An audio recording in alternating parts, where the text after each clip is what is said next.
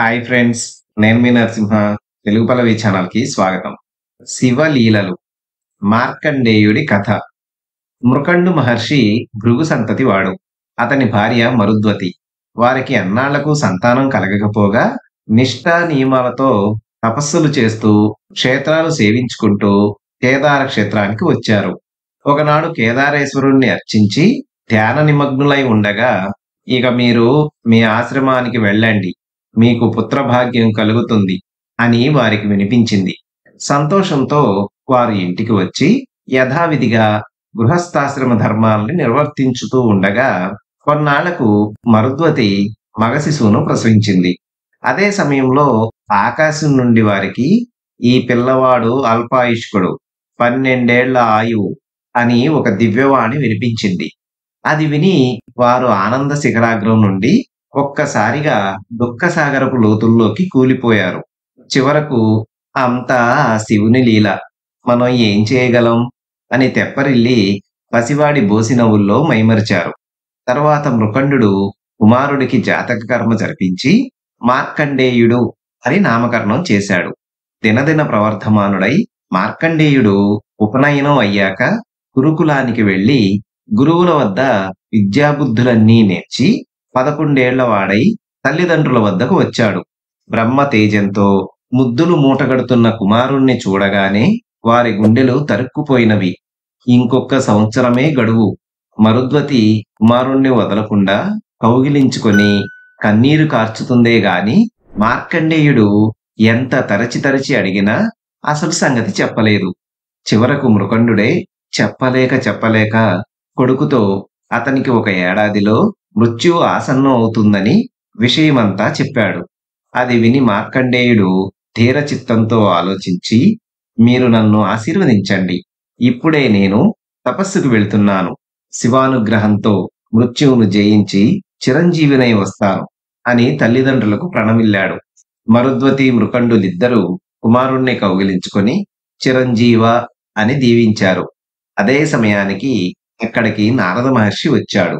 మృకండు నారదుణ్ణి పూజించి తమ కుమారుడి గురించి అంతా చెప్పాడు. నారదుడు మార్కండేయుడి దృఢ సంకల్పాన్ని మెచ్చుకొని, నాయనా మార్కండేయ, నువ్వు తిన్నగా గౌతమి తీరానికి వెళ్ళు, అక్కడ పంచాక్షరీ మంత్రంతో శివుణ్ణి దీక్షతో అర్చించు, నీకు జయమవుతుంది అని దీవించి వెళ్ళాడు. మార్కండేయుడు గౌతమి తీరాన్ని చేరుకొని సైకతలింగాన్ని ప్రతిష్ఠించి, చంద్రశేఖర, నీవే నన్ను రక్షించు, నీ పాదాలను ఆశ్రయించిన నన్ను యముడు ఏం చేయగలడు అంటూ దీక్షతో తపస్సు సాగించాడు. లోకాలన్నీ తిరుగుతూ నారదుడు యముడి దగ్గరకు పోయి, మృత్యువును తప్పించుకోవడానికి మార్కండేయుడనే ముని బాలకుడు తపస్సు చేస్తున్నాడు, ఇక నీ బలాబలాలెలాంటివో తేలే సమయం వచ్చింది అంటూ చల్లగా చెప్పిపోయాడు. మార్కండేయుడి ఆయువు పూర్తిగా వస్తున్నది. యముడు మార్కండేయుడి ప్రాణాలు తోడి తెమ్మని తన దూతలను పంపాడు. యమకింకరులు మార్కండేయుడిని సమీపించలేక తిరిగి వచ్చారు. అప్పుడు యముడే దండాన్ని పాశాన్ని ధరించి ఎనుబోతునెక్కి బయలుదేరాడు. మార్కండేయుడు శివలింగానికి తలను ఆనించి 2 చేతులతోనూ శివలింగాన్ని గట్టిగా బిగించి పట్టుకొని ధ్యాన నిమగ్నుడై ఉన్న సమయంలో యముడు కాలపాశాన్ని మార్కండేయుడి కంఠానికి విసిరాడు. ఆ పాశం శివలింగం మీదుగా పడడంతో శివలింగం నుండి ప్రళయరుద్రుడై తెరుచుకున్న నేత్రంతో ఆవిర్భవించి శివుడు యముడిపై త్రిశూలాన్ని గురిపెట్టేసరికి యముడు భయంతో గజగజలాడిపోతూ చేతులెత్తి జోడిస్తూ హరహర రక్షించు అంటూ కూలిపోయాడు. శివుడు మార్కండేయుడి తలపై తన అభయహస్తాన్ని ఉంచి, వత్స, నీకు మృత్యువు లేదు, కల్పకల్పాంతరాలు చూస్తూ చిరంజీవిగా ఉంటావు అని వరమిచ్చాడు. తర్వాత దేవతలంతా వచ్చి యముడు లేకపోతే చాలా ఇబ్బందులు వచ్చి పడతాయి కనుక యముణ్ణి మన్నించమని శివుణ్ణి కోరారు. శివుడి అనుగ్రహంతో యముడు మళ్లీ పునర్జన్మ ఎత్తినట్టుగా లేచి తన లోకానికి వెళ్ళాడు. ఆ సమయానికే కుమారుణ్ణి వెతుక్కుంటూ వచ్చిన మరుద్వతి మృకండులు శివానుగ్రహం పొందిన మార్కండేయుణ్ణి చూసి శివలీలను కొనియాడుతూ చిరంజీవితో తమ నివాసానికి వెళ్లారు. మార్కండేయుడు బహుకాలం జీవించినవాడు, కాని అతని కన్నా ఎక్కువ కాలం జీవించిన వాళ్ళు ఉన్నారు. ఇంద్రద్యుమ్నుడు అనే రాజు బ్రతికి ఉండగా గొప్ప యశస్సు సాధించి అది నిలిచినంత కాలము స్వర్గసుఖాలు అనుభవించాడు. తర్వాత స్వర్గంలోని వాళ్ళు భూలోకంలో నిన్ను తలుచుకునే వాళ్ళెవరూ లేరు. అందుచేత నీకు స్వర్గంలో స్థానం లేదు. భూమికి తిరిగి వెళ్ళు అన్నారు. ఇంద్రద్యుమ్నుడు భూలోకానికి తిరిగి వచ్చి తన పేరు విన్నవారి కోసం వెతుకుతూ మార్కండేయుడి వద్దకు వచ్చాడు. నేను నిన్ను ఎరుగను, కాని నాకంటే పెద్దవాడు ప్రావారకర్ణుడు అనేవాడు ఉన్నాడు. ప్రావారకర్ణుడు అంటే ఒక గుడ్లగూబ. వాణ్ణి అడుగు అన్నాడు మార్కండేయుడు. ఇద్దరూ కలిసి ప్రావారకర్ణుడి వద్దకు వెళ్లారు. నేను నిన్ను ఎరుగను, కాని నాకన్నా పెద్దవాడు నాళీకజంగుడున్నాడు. అతన్ని అడుగుదాం అన్నాడు ప్రావారకర్ణుడు. నాళీకజంగుడు కూడా ఇంద్రద్యుమ్నుణ్ణి ఎరగడు. అతను వారిని వెంటబెట్టుకొని తనకన్నా వయసు కల అకూపారుడు అనే తాబేలు వద్దకు వెళ్ళాడు. అకూపారుడు ఇంద్రద్యుమ్నుణ్ణి చూసి, నేను నిన్ను ఎరుగుదును. నేనుంటున్న ఈ కొలను ఎలా వచ్చింది? నువ్వు అనేక యజ్ఞాలు చేసి గోవులను దానమియ్యగా ఆ గోవులు తొక్కటం చేత ఏర్పడింది అన్నాడు. అప్పుడు దేవతలు ఇంద్రద్యుమ్నుడి కీర్తి ఇంకా భూలోకంలో మిగిలి ఉన్నదని చెప్పి అతన్ని స్వర్గానికి తీసుకుపోయారు. భీమావతి అనే ఊళ్ళో శివభక్తుడైన సోమయాజి ఒకడు ఉండేవాడు. ఆయనకు సిద్ధరాముడు అని ఒక కొడుకు కలిగాడు. ఆ కుర్రవాడి 7వ ఏట సోమయాజి మరణించాడు. తండ్రి లేని ఆ ఏకపుత్రుణ్ణి తల్లి ఎంతో శ్రద్ధగా పెంచుతూ వచ్చింది. దీపావళి ఇంకా కొన్ని రోజులుందనగా ఒకనాడు రాముడు తన ఈడు కుర్రవాళ్లతో పాటు సమిధలు, ఆకులు తీసుకురావడానికి వనానికి వెళ్ళాడు. అక్కడ పిల్లలందరూ ఒక మర్రి చెట్టు కింద కూర్చుని కబుర్లు చెప్పుకోసాగారు. వచ్చే దీపావళికి మా అక్కను బావను తెస్తాం. పండగకు మా ఇంట్లో అప్పాలు చేసుకుంటాం. మా అక్కకు బావకు చక్కటి బట్టలు పెడతాం. ఈ విధంగా కుర్రవాళ్ళందరూ చెప్పుకుంటున్నారు. ఈ మాటలు విని రాముడు, నేను కూడా పండక్కు మా అక్కను బావను తెస్తాను. మా ఇంట్లో పాయసం వండుకుంటాం. మా అక్కకు బావకు సన్నని బట్టలు పెడతాం అన్నాడు. ఈ మాటలకు పిల్లలందరూ వెటకారంగా నవ్వి, నీకు మొదలు అక్కే లేదు గదా, బావ ఎలా ఉంటాడ్రా? మా దగ్గరే దంభాలు పలుకుతున్నావా? చెప్పు, నీ అక్క ఎవరు? పేరేమిటి? మీ బావ పేరేమిటి? ఆయన ఎక్కడ ఉంటాడు? ఏం చేస్తాడు? ఏం చదువుకున్నాడు? వాళ్ళకెంతమంది పిల్లలు?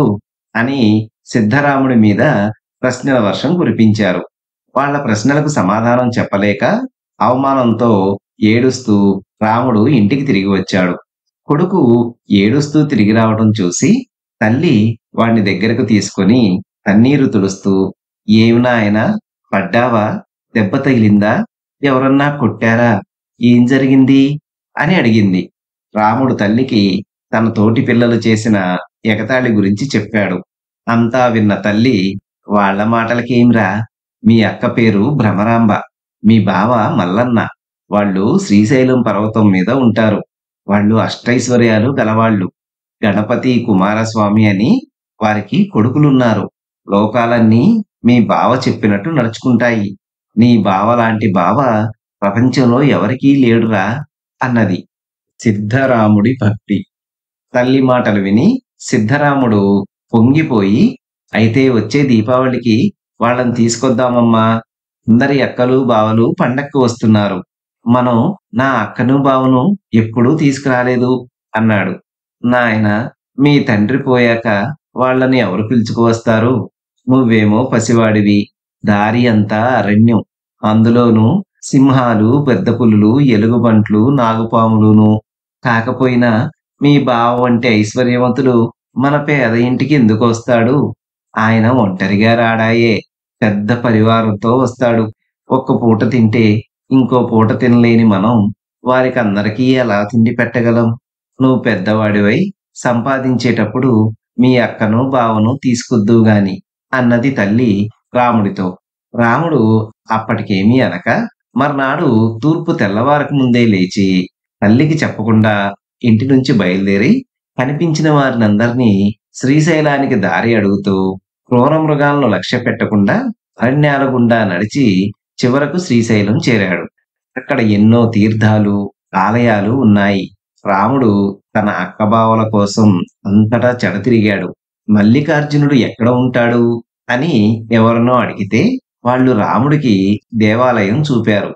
అందులోకి వెళ్లి చూస్తే శివలింగం తప్ప ఏమీ లేదు. అప్పటికే రాముడు చాలా అలసిపోయి ఉన్నాడు. వాడు ఆ లింగానికి ఎదురుగా కూర్చొని, "బావా, నిన్ను అక్కను దీపావళికి తీసుకుపోదామని ఎవరితోనూ చెప్పకుండా బయలుదేరి వచ్చాను. మా ఊళ్ళో అందరి అక్కలు, బావలు పండక్కి వస్తున్నారు. మా అమ్మ మీ ఇద్దరిని చూడ్డానికి 1000 కళ్ళతో ఎదురు చూస్తుంది. ఇన్నాళ్ళు పిలవలేదని అలిగి కనబడకుండా ఉన్నావా? నువ్వు ఎంత ధనికుడివైతే మాత్రం బంధుత్వం పోతుందా? మేము పేదవాళ్ళమనుకోక మా ఇంటికి రా.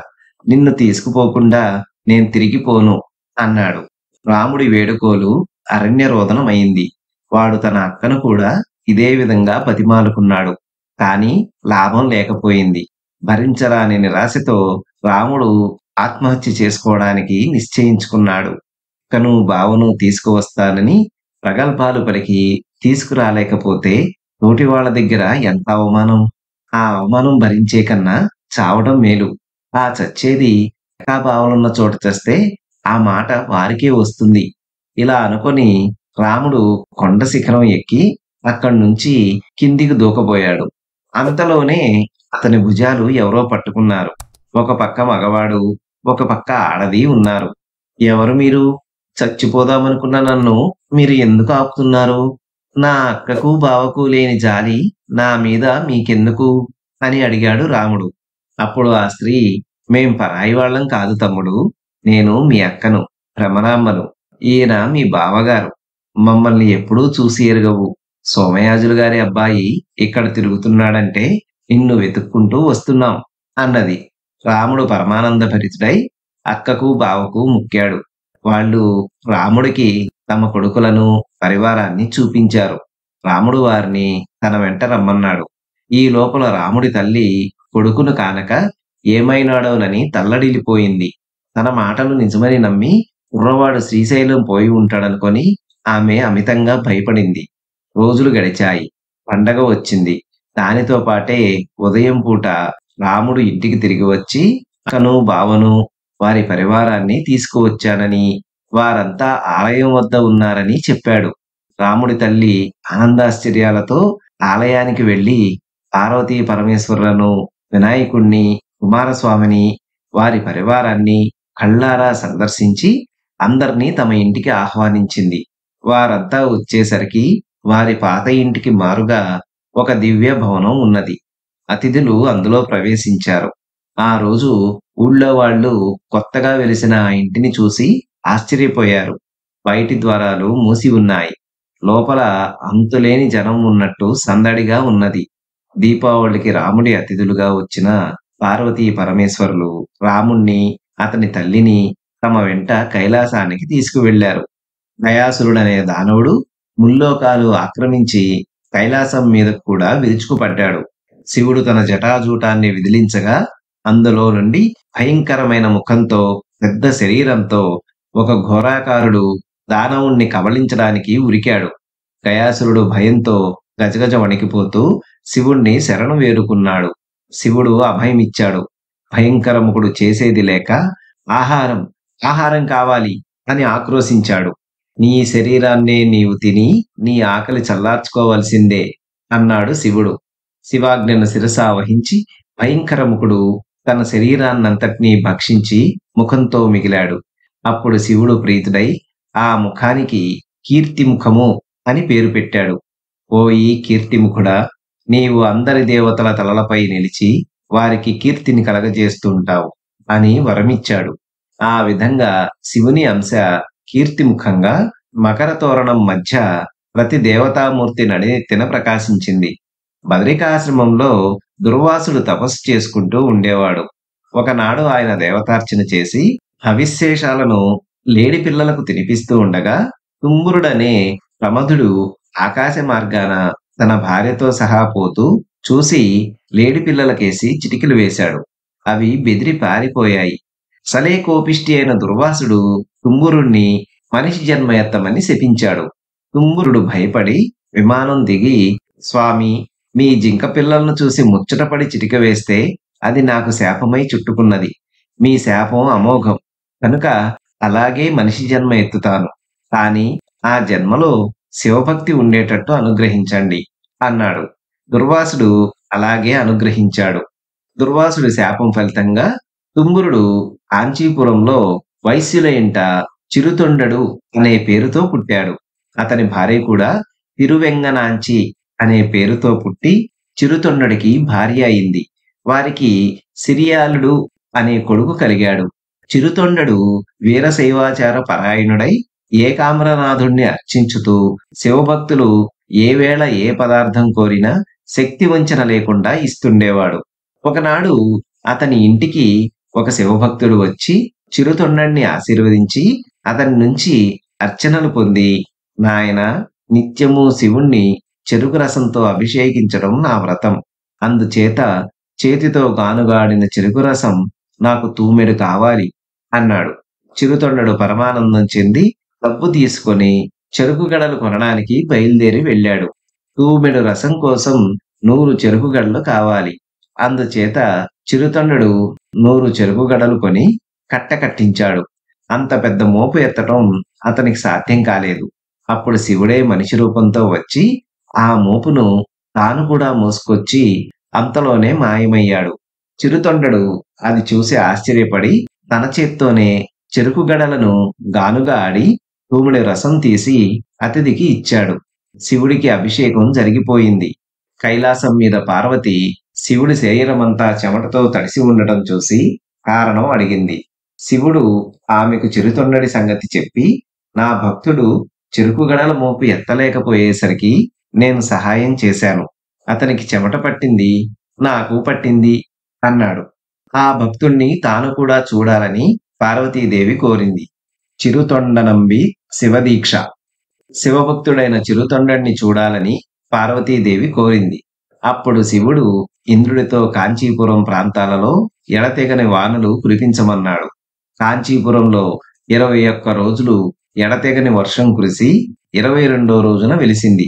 3 వారాలు చిరుతొండడు భక్తులకు రాత్రింబగళ్ళు భోజనాలు పెడుతూనే వచ్చాడు. వంట చెరుకు లేకపోతే గుడ్డలు నూనెలో తడిపి అంటించి వంటలు చేయించాడు. అంతేగాని ఆ గడ్డు రోజుల్లో కూడా తన వ్రతానికి భంగం రానీయలేదు. కాని తీరా వాన వెలిసిన రోజున చిరుతొండడి ఇంట అతిథి లేకుండా పోయాడు. కనీసం ఒక శివభక్తుడికైనా భోజనం పెట్టి గాని చిరుతొండడు భోజనం చేయడు. అది అతని నియమం. అతను మధ్యాహ్నం వేళ బయటికి వచ్చి చూశాడు. కంచ అరుగుల మీద ఒక్క శివయోగి కూడా లేడు. అందుచేత చిరుతొండడు అతిథుల కోసం వెతుకుతూ వీధుల వెంట పడ్డాడు. కోట ఆవరణలో ఎక్కడా ఒక్క శివభక్తుడు కూడా దొరకలేదు. చిరుతొండడు కోట దాటి బాహ్య ప్రదేశాల్లో వెతకసాగాడు. ఒక తోటకు సమీపంలో ఒక పాడుబడిన గుడిలో 2 వృద్ధ దంపతులు అతనికి కనిపించారు.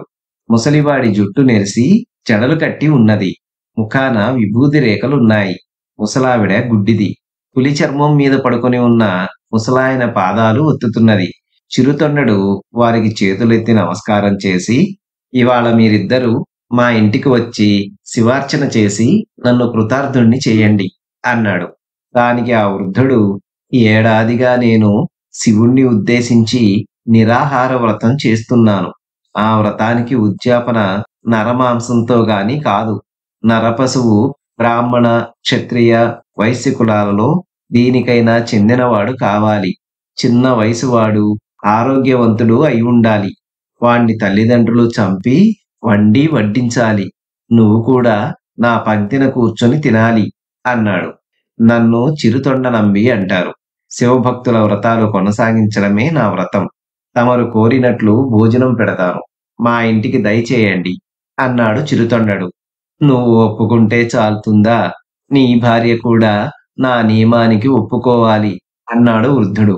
చిరుతొండడు తన భార్యను ఒప్పించడానికి ఇంటికి వచ్చి తిరువెంగనాంచితో సంగతంతా చెప్పాడు. మన మాంసం కోసి వండి పెట్టడానికైనా మనం సిద్ధమే కదా, వెంటనే వెళ్లి వారిని తీసుకురండి అన్నది ఆమె. ఈ లోపల ముసలి రూపంలో ఉన్న శివుడు వేరొక రూపంలో సిరియాలుడు చదువుకునే పాఠశాలకు వెళ్లి ఆ కుర్రవాడితో, నాయనా, మీ తండ్రి పరమ దుర్మార్గుడు. నిన్ను చంపి ఎవరో జోగికి వండి పెట్టబోతున్నాడు. వెంటనే పారిపో అన్నాడు. అయ్యా, మీరు చెప్పేది చిత్రంగా ఉంది. పరోపకారార్థమిదం శరీరం అన్నారు. దదీచి, సిబి మొదలైన వాళ్ళు అజ్ఞానులా అని సిరియాలుడు జవాబు చెప్పాడు. చిరుతొండడు తిరిగి దేవాలయానికి వచ్చి ముసలి బ్రాహ్మణుణ్ణి ఎత్తుకొని గుడ్డి అవ్వను నడిపించుకుంటూ ఇంటికి వచ్చాడు. తల్లిదండ్రులు సిరియాలుడికి తలంటి పోసి స్నానం చేయించి అలంకరించి, నాయనా, శివయోగికి ఆహారం అవుతావా అని అడిగారు. సంతోషంగా అవుతాను అన్నాడు సిరియాలుడు. తల్లి తన కొడుకును ఒడిలో పడుకోబెట్టుకున్నది. చిరుతొండ నంబి కొడుకును చంపాడు. సిరియాలుడి మాంసం వండి ఆ భార్యాభర్తలు వృద్ధ దంపతులకు వడ్డించారు. ముసలివాడు చిరుతొండ నంబితో, నువ్వు నీ కొడుకు నా పంక్తిన భోజనం చేయండి మరి అన్నాడు. మా అబ్బాయి ఎటో వెళ్ళి ఉంటాడు. వంటకాలు చల్లబడతాయి, మీరు ఆరగించండి అన్నాడు చిరుతొండడు. నీ భార్యను కేక పెట్టమను, పిల్లవాడు వస్తాడు అన్నాడు ముసలివాడు. తిరువెంగనాంచి, నాయనా సిరియాలా, రారా అని కేకపెట్టింది. సిరియాలుడు పరిగెత్తుకుంటూ వీధిలోంచి లోపలికి వచ్చాడు. చిరుతొండడు వృద్ధ దంపతుల కేసి తిరిగేసరికి అతనికి పార్వతీ పరమేశ్వరులు అసలు రూపంలో కనిపించారు. వారు అతని శివభక్తికి మెచ్చుకొని అతని పూర్వజన్మ కథ తెలిపారు. దక్షిణాన కొత్తపినాడు అనే ప్రాంతంలో అరణ్యం ఉండేది. అందులో శబరులు ఉంటూ ఉండేవారు. ఉడుమూరు అనేది వాళ్ళ ముఖ్య నగరం. ఆటవికులైన శబరులు వేటాడి వ్యవసాయం చేసి జీవిస్తూ ఉండేవారు. శబరులకు రాజు నాథనాథుడు. అతని భార్య పేరు తండే. వారికి తిన్నడు అనే కుమారుడు కలిగాడు. వాడు పెద్దవాడవుతూ విలువిద్య నేర్చుకున్నాడు. వాడికి ఈ విద్య పుట్టుకతోనే వచ్చినట్లు కనబడింది. ఎందుకంటే విల్లు పట్టుకున్న 40 రోజులకే వాడు అరణ్యంలో పరిగెత్తే లేడిని, ఆకాశంలో ఎగిరే పక్షిని కొట్టగలిగాడు. శబరులు తమ రాజుతో తిన్నడికి వేట విద్యలు నేర్పాలన్నారు. ముందుగా శబరులందరూ శివుడికి పూజలు చేసి వేటలు బలిపెట్టి తాగి తందనాలాడి ఉత్సవం జరిపారు. మర్నాడు శబరరాజు తన కొడుకు వెంట వేటకు వెళ్ళవలసిన వారిని ఎన్నుకొని వేటకు కావలసిన ఉచ్చులు, వలలు, కుక్కలు మొదలైన జంతువులు సిద్ధం చేశాడు. పెద్ద సన్నాహంతో తిన్నడు తన జాతి వాళ్ళను వెంటబెట్టుకొని తిరుపతి కొండలకేసి బయలుదేరాడు. వేట చాలా విజయవంతంగా సాగింది. శబర్లు రకరకాల అడవి జంతువులను, పక్షులను చంపారు. మాంసం ముక్కలు పుల్లలకు గుచ్చి కాల్చి అడవి తేనెతో కలిపి తిన్నారు. ఈ విధంగా వన్యమృగాలను వేటాడుతూ వాళ్ళు చాలా రోజులు అడవిలోనే మకాం పెట్టారు. ఒకనాడు తిన్నడు వేటాడి అలిసిపోయి ఒక పొగడ చెట్టు నీడలో నిద్రపోయాడు. ఆ నిద్రలో వాడికి ఒక కల వచ్చింది. కలలో ఒక మహాపురుషుడు కనిపించాడు. ఆ మనిషి ఒంటి నిండా విభూతి పోసుకొని, పులితోలు కట్టుకొని, ఎర్రటి జడలు వేళ్లాడుతూ, భుజాన పుర్రెల మాల ధరించి, మెడలో లింగాన్ని ధరించి ఉన్నాడు. ఆయన తిన్నడితో ప్రేమగా, అబ్బాయి, ఇక్కడ కొండ పక్కన సువర్ణముఖి నదీ తీరాన మర్రి చెట్టు కింద శివుడున్నాడు. అక్కడికి వెళ్లి పూజించు నాయనా అని చెప్పి అంతర్ధానం అయ్యాడు. తిన్నడు అదిరిపడి నిద్రలేచి ఆశ్చర్యంతో 4 దిక్కులా చూశాడు. తన తోటి వాళ్ళు వేటలో నిమగ్నులై ఉన్నారు. వాళ్ళ ఈలలు, కేకలు వినిపిస్తున్నాయి. అంతలో ఒక అడవి పంది వేటగాళ్లను తప్పించుకొని గుర్రు గుర్రుమని అరుస్తూ పరిగెత్తుకుంటూ రావడం తిన్నడి కంటపడింది. వాడు దాన్ని కొట్టడానికి వెంట తరిమాడు. ఆ అడవి పంది వాడికి అందకుండా అమిత వేగంతో పరిగెత్తుతూ చాలా దూరం తిప్పి అకస్మాత్తుగా ఒక చోట అదృశ్యమైంది. అది మాయమైన చోటనే శివాలయం ఉన్నది. కలలో తిన్నడికి కనిపించిన మహాపురుషుడు చెప్పినది ఈ శివుణ్ణి గురించే. అందుచేత జరిగినదంతా శివమాయ అని గ్రహించి తిన్నడు ఆనంద బాష్పాలు రాల్చుతూ ఆ లింగానికి సాష్టాంగ నమస్కారం చేసి, స్వామి, ఈ కొండ ప్రదేశంలో పులులు, సింహాలు సంచరించే చోట ఏటి ఒడ్డున ఎందుకు కూర్చున్నావు? నీకు ఆకలి అయితే తిండి, నీరు ఎవరు తెచ్చి పెడతారు? మా ఉడుమూరికి రావయ్యా. చిన్నక్కలు, పెద్దక్కలు నీకు పంది మాంసము, దుప్పి మాంసము, పిట్టల మాంసము కమ్మగా వండి పెడతారు. రకరకాల బియ్యాలతో పాయసం వండి పెడతారు. రకరకాల తేనెలు, పళ్ళు నీకు లభిస్తాయి. మా ఊరికి వచ్చెయ్యి. నా వెంట వచ్చావా సరే సరి, లేకపోతే నేను ఇక్కడి నుంచి కదలను అన్నాడు. ఇంతలో మిగిలిన శబరులు తిన్నన్ని వెతుక్కుంటూ వచ్చి, తిన్నా, నువ్వు తరిమిన అడవి పంది ఏమైంది అని అడిగారు. శివధ్యానంలో ఉన్న తిన్నడు మాట్లాడలేదు. వాళ్ళు అతన్ని ఇంటికి పోదాం పదమన్నారు. ఈ శివుడు నా వెంట వస్తే గాని నేను ఇక్కడి నుంచి కదలను. మీరు వెళ్ళండి అన్నాడు తిన్నడు. అతను తిరిగి శివధ్యానంలో పడిపోవటం చూసి శబర్లు వెళ్ళిపోయారు. వీరసంగమయ్య వివాహం. శబర్లు వెళ్ళిపోగానే పాపం శివుడు ఎంతకాలంగా పస్తులుంటున్నాడో అనుకొని తిన్నడు విల్లు భుజాన పెట్టుకుని వెళ్లి అడవి పందిని చంపి మాంసం ముక్కలు కాల్చి సువర్ణముఖిలో నీరు తెచ్చి అంతా శివుడి ముందు పెట్టి ఆరగించు అన్నాడు. దానికి శివుడు వెంటనే జవాబియ్యలేదు. కొంతసేపయ్యాక నువ్వు తినకపోతే నీ పాదాల దగ్గరే ప్రాణాలు విడుస్తాను అంటూ తిన్నడు ఏడవడం మొదలుపెట్టాడు. శివుడు అతని భక్తికి మెచ్చి లే బాబు అలాగే తింటాను అని తిన్నడు పెట్టిందంతా తినేశాడు. ఇలా కొంతకాలం గడిచింది. ఒకనాడు శైవుడైన బ్రాహ్మణుడొకడు శివగోచరుడనేవాడు ఆ గుడికి వచ్చి ఈ ఎంగిలి పుల్లలేమిటి స్వామి, నీ ఆలయాన్ని ఇలా ఎవరు మైలపరిచారు? చెప్పకపోయావో తిండి మాని ప్రాణాలు విడుస్తాను అన్నాడు. కంగారు పడకు, ఒక ఆటవికుడు తన ధోరణిలో నన్ను మహాభక్తితో కొలుస్తున్నాడు. వాడి పూజను నేను స్వీకరిస్తున్నాను. వాడి భక్తి చూడగోరినట్టయితే నా వెనక పక్క కనపడకుండా దాక్కో అని శివుడు పలికాడు. అంతలోనే తిన్నడు గుడికి వచ్చి లింగం ముందున్న ఎంగిలి కాలితో ఒక పక్కకు తోసి నీళ్లు పుక్కిలించి లింగం మీద అభిషేకించి పత్రి పెట్టి తినమని మాంసం ముక్కలు శివుడి ముందు పెట్టాడు. శివుడు తిన్నడి భక్తిని పరీక్షించాలని వాడు పెట్టిన ఆహారం తినక మూసిన కంటి నుంచి నీరు కార్చనారంభించాడు. అది చూసి తిన్నడు ఆందోళన పడి కంటికి చికిత్సలు చేయసాగాడు. వాడు తనకు తెలిసిన చికిత్సలు విన్నవి ఎన్నో చేశాడు. అవేవీ పనిచేయకపోగా శివుడి కంటి నుంచి నెత్తురు కారసాగింది. ఏం చెయ్యడానికి పాలుపోక తిన్నడు కంటికి కన్నే మందు అనుకొని తన కన్ను ఒకటి తీసి శివుడికి కన్నుగా అమర్చాడు. వెంటనే శివుడి రెండో కంటి నుంచి రక్తం కారసాగింది. అయ్యం లేదు, దానికి కూడా చికిత్స నా దగ్గర ఉంది అంటూ తిన్నడు తన రెండో కన్ను పెకలించబోతూ ఉండగా శివుడు ఆగు ఆగు అంటూ తిన్నడి చేయి పట్టుకొని వాడి ఎదుట ప్రత్యక్షమయ్యాడు.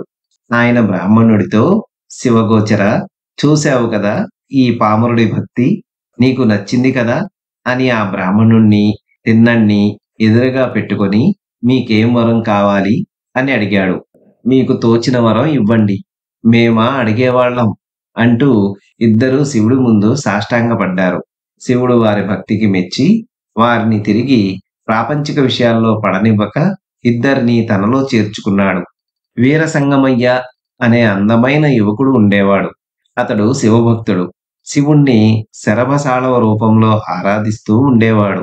అతనికి పెళ్లి చేసే ప్రయత్నంలో ఉన్న అతని పెద్ద తండ్రి ఓంకారపురం వెళ్ళాడు. అక్కడ ఆయన బామ్మరిది ఒక ఆయన ఉన్నాడు. ఈ బంధువు చాలా ధనవంతుడు, శివభక్తుడును. బావమరుదులు ఇద్దరూ ఒకరినొకరు చూసుకొని పరమానందం చెంది కౌగిలించుకున్నారు. అతిథికి భోజనాధికాలు ముగించి గృహస్థు అతనితో బావా, ఏం పని మీద ఇలా వచ్చావు అని అడిగాడు. శుభకార్యం నిమిత్తమే వచ్చాను. మన వీరసంగమయ్యకు పెళ్ళీయుడు వచ్చింది. తగిన పిల్ల కోసం చూస్తూ మీ ఓంకారపురం వచ్చాను. నాకు చూడగా నీ కూతురు చంద్రణీదేవి వీరసంగమయ్యకు తగిన భార్య అనిపిస్తున్నది. మీకేమీ అభ్యంతరం లేకపోతే ఇద్దరికీ ముడిపెట్టేయవచ్చు అన్నాడు అతిథి. గృహస్థు పరమానంద భరితుడై అదేం మాట బావా, వీరసంగయ్య కన్నా మంచివరుడు ఎక్కడ దొరుకుతాడు? నువ్వే ముహూర్తం నిర్ణయించి ఉభయ పక్షాల బాధ్యత మీద వేసుకొని వివాహం జరిపించు అన్నాడు. అప్పటికప్పుడే వివాహ ముహూర్తం ఏర్పాటయింది. ఓంకారపుర రాజు భాస్కరుడు ఒకనాడు వాహ్యాళి నుంచి తన ఇంటికి తిరిగి వస్తూ తమ ఇంటి వాకిట నిలబడి ఉన్న చంద్రడీదేవిని చూసి ఆమె అందానికి మోహపరవశుడై ఆగి ఆమెకేసి తేరిపార చూడసాగాడు. ఆ సంగతి గమనించి చంద్రనీదేవి తప్పున లోపలికి వెళ్ళింది. రాజు ఆమెను గురించి ఆలోచిస్తూ తన ఇంటికి పోయి మంత్రులను పిలిచి ఫలానా పిల్లకు తనకు పెళ్లి చేయమని చెప్పాడు.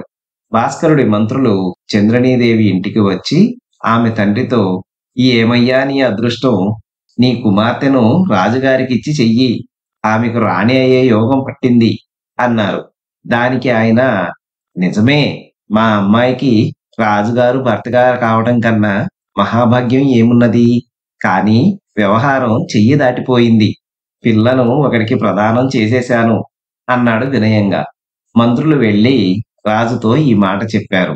రాజు తన ఆప్తులను, మిత్రులను పిలిచి, మీరు ఎలాగైనా చంద్రనీదేవిని నా భార్యగా చేయకపోతే నా ప్రాణాలు పోతాయి అన్నాడు. వాళ్ళు రాజు తరపున చంద్రనీదేవి తండ్రి వద్దకు వచ్చి, ఎంత వెర్రివాడవయ్యా! అదృష్టం తన్నుకు వస్తుంటే అడ్డు పెడతావేమిటి? రాజుగారు తానై నీ కూతుర్ని చేసుకుంటాననడం ఏమిటి? నువ్వు కాదనడం ఏమిటి? పిల్లను రాజుగారికిచ్చి పెళ్లి చేసెయ్యి అన్నారు. దానికి ఆయన, రాజుగారు అల్లుడు కావటం ఎంతటి మహాభాగ్యమో నాకు చెప్పాలా? కానీ భోగభాగ్యాలకు ఆశపడి నేను మాట తప్పితే మీరే నన్ను నిందించరా అన్నాడు. వాళ్ళు రాజు వద్దకు వెళ్ళి, మీరు ఈ పిల్లను మర్చిపోండి. అందమైన కన్యలకు లోట, ఆమె తండ్రి ప్రవర్తన నిజంగా ప్రశంసనీయం అని చెప్పారు. వాళ్ళను పంపేసి రాజు తానే ఒంటరిగా బయలుదేరి చంద్రనీదేవి ఇంటికి వచ్చాడు. రాజు వస్తూ ఉండడం చూసి చంద్రనీదేవి తల్లిదండ్రులు బెదిరిపోయారు. చంద్రనీదేవి వారితో భయపడనవసరం లేదని చెప్పి ఒంటరిగా ఎదురు వెళ్ళి, అన్నగారికి నా మీద ఇలా దయ కలిగింది అంటూ రాజును ఆహ్వానించింది. నిన్ను కోరి వచ్చిన వాణ్ణి అలా సంబోధించడం అన్యాయం కాదా? నన్ను కోరి వచ్చే స్త్రీలు ఎందరో ఉండగా నాకు నీ మీద మనసు కలిగింది. నిన్ను చూసిన క్షణం నుంచి నేను విపరీతమైన విరహతాపం పొందుతూ మరొకటి కేసి చూడలేకుండా ఉన్నాను. నిన్ను మహారాణిని చేసి మిగిలిన రాణులందరితో పాటు నేను కూడా నీ సేవ చేస్తాను అన్నాడు రాజు. రాజా, నన్ను వీరసంగమయ్యకు మాట ఇచ్చిన క్షణం నుంచే అతనినే భర్తగా ఎంచుకుంటున్నాను. ఆడదానికి ఇద్దరు భర్తలు ఎలా సాధ్యపడతారు అన్నది చంద్రనీదేవి. నీ కోసం తప్పించిపోతున్న వాడికి ఈ ధర్మపన్నాలు ఎందుకు చెప్తావు అని రాజు ఆమెను అడిగాడు. తాను తన పట్టు వదిలినట్టు కనపడకపోతే రాజు ఏమైనా చేయగలడని గ్రహించి శివుడిపైనే భారం వేసి చంద్రనీదేవి రాజుతో, నేను మీకు భార్యను కావడమే ఈశ్వరాదేశమైతే అలాగే కానియండి. పెళ్లికి ముందు వారం రోజులు నిష్ఠతో ఈశ్వరారాధన చేయడం మా వంశాచారం. ఇవాళే వ్రతం ప్రారంభిస్తాను అన్నది. రాజు సంతోషంతో వెళ్ళిపోయాడు. చంద్రనీదేవి తనకు రాజుకు మధ్య జరిగినదంతా తల్లిదండ్రులకు చెప్పింది. వాళ్ళు ఈ విషయమంతా తెలుపుతూ వీరసంగమయ్యకు లేఖ రాశారు. అతను పెద్దల అనుమతితో వచ్చి రహస్యంగా చంద్రనీదేవిని పెళ్లాడి గుర్రం మీద తన భార్యతో సహా తన ఊరికి బయలుదేరాడు. ఈ వార్త చారుల వల్ల రాజుకు తెలిసింది. చంద్రనీదేవి తనను మోసం చేసినందుకు అతను మండిపడి తన సైనికులను పిలిచి, మీరు వెళ్లి వీరసంగమయ్యను చంపి చంద్రనీదేవిని తీసుకురండి అని ఆజ్ఞాపించాడు. ముందుగా బయలుదేరిన సైనికులు వస్తూ ఉండడం చూసి సంగమయ్య ఒంటరిగా తాను సైనికుల్ని ఏమీ చేయలేడు గనక తన ఇష్టమైన శరభావతారుణ్ణి ధ్యానించాడు. వెంటనే శరభసాళవ భయంకరాకారం ప్రత్యక్షమై ఆగ్నేయాస్త్రం లాంటి ఆయుధాన్ని వీరసంగమయ్యకిచ్చి, దీనితో శత్రువులను పరిమార్చు అని చెప్పి అంతర్ధానమైంది. వీరసంగమయ్య తన చేతిలో కత్తి ఉండటం చూసి మహానందం పొంది దానితో సైనికుల్ని ఎదుర్కొని ఎడాపెడా వధ చెయ్యనారంభించాడు. ఇదంతా గుట్ట మీద నిలబడి చూస్తూ రాజు నిర్ఘాంతపోయాడు. ఇంతలో వీరసంగమయ్య తన కరవాలాన్ని ఒక శివభక్తుడిపై విసిరబోయి అతన్ని గుర్తించి తల వంచి నమస్కారం చేశాడు. ఇది గమనించిన రాజు వీరసంగమయ్య శివభక్తిని ఆధారం చేసుకొని అతన్ని చంపే ఉద్దేశంతో తాను కూడా వెంటనే శివభక్తుడి వేషం వేసుకొని వేగంగా కొండ దిగి వీరసంగమయ్యను చేరి అతను తల వంచి నమస్కరించగానే మెడ మీద తన కత్తితో దెబ్బ వేశాడు. ఆ కత్తి పూలహారమై వీరసంగమయ్య మెడలో పడింది. ఆ క్షణంలోనే శివుడు వృషభ వాహనం మీద ప్రత్యక్షమై వీరసంగమయ్యను వరం కోరమన్నాడు. తనకు, తన భార్యకు, రాజుకు, పెళ్లివారికి శివ సాయుధ్యం ఇప్పించమన్నాడు వీరసంగమయ్య భక్తితో నమస్కరిస్తూ. నీకు అపకారం చేయదలిచిన ఈ పాపిష్టి రాజుకు శివ సాయుధ్యం ఇయ్యమంటావా అని శివుడు వీరసంగమయ్యను అడిగాడు. మహాదేవ, ఈ రాజు శైవ చిహ్నాలు ధరించి నిన్ను కళ్ళారా చూశాడు. ఇంకా ఇతనిలో పాపాలు ఎక్కడివి అన్నాడు వీరసంగమయ్య. శివుడు ఎంతగానో సంతోషించి అందర్నీ తన వెంట కైలాసానికి తీసుకుపోయాడు. చూశారు కదా ఫ్రెండ్స్, ఇది ఈ రోజు కథ. మరొక మంచి కథతో తదుపరి వీడియోలో కలుసుకుందాం. ధన్యవాదాలు.